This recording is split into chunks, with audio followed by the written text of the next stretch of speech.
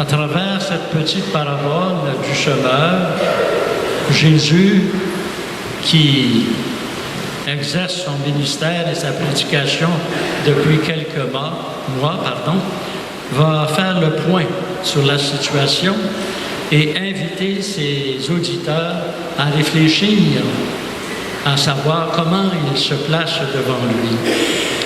Et pour ça, bien, il leur raconte une petite histoire. C'est un semeur qui va dans son champ et qui jette la semence. Vous savez, à l'époque de Jésus, là, on n'avait pas les terres drainées, puis on n'avait pas les cadastres et tout ça. Hein? On semait au hasard et puis on ramassait ce qui venait. Alors voici, il y a des grains qui sont tombés sur la pierre, dans les ronces, dans le chemin, etc. Et ça n'a pas rien donné, sauf qu'à certains endroits, il y avait quelques pousses qui poussaient et qui donnaient du fruit à 160 ou encore.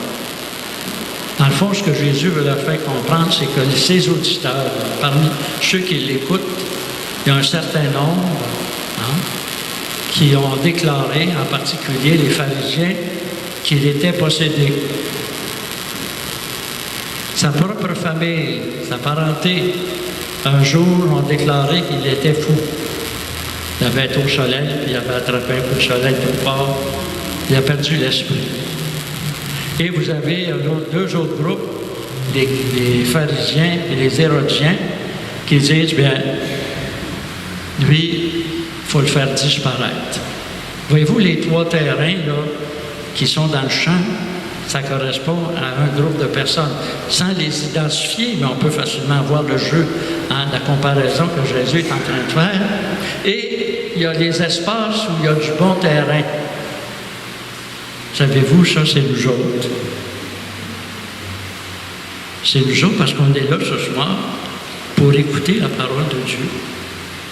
Nous sommes du bon terrain où Jésus sème sa parole chaque fois qu'on vient pour l'entendre, chaque fois qu'on vient pour l'accueillir.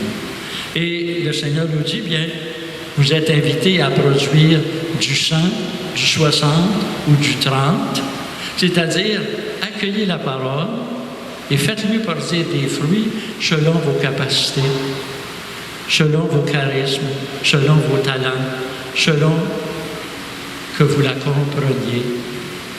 C'est ça que nous dit l'Évangile aujourd'hui. Quel est le terrain que j'offre au Seigneur? Et quel produit, quel fruit je peux lui faire produire dans ma vie de tous les jours? C'est simple, hein? C'est des fruits d'amour, des fruits de pardon, de miséricorde et de tendresse à l'égard des personnes avec lesquelles le Seigneur me donne de vivre, pour être capable de les accueillir tels qu'ils sont, les respecter, leur pardonner à l'occasion s'ils se trompent, etc. C'est ça, faire produire du fruit au Seigneur, à la parole qu'il vous dit chaque jour. Alors, si vous voulez, en poursuivant l'Eucharistie, nous allons remercier le Seigneur de nous considérer comme étant du bon terrain, de la bonne terre, où la parole de Dieu peut s'enraciner dans notre cœur, et lui demander en retour, bien, que nous soyons capables de produire des fruits qui demeurent, puisque ce sont les fruits de l'amour. Amen.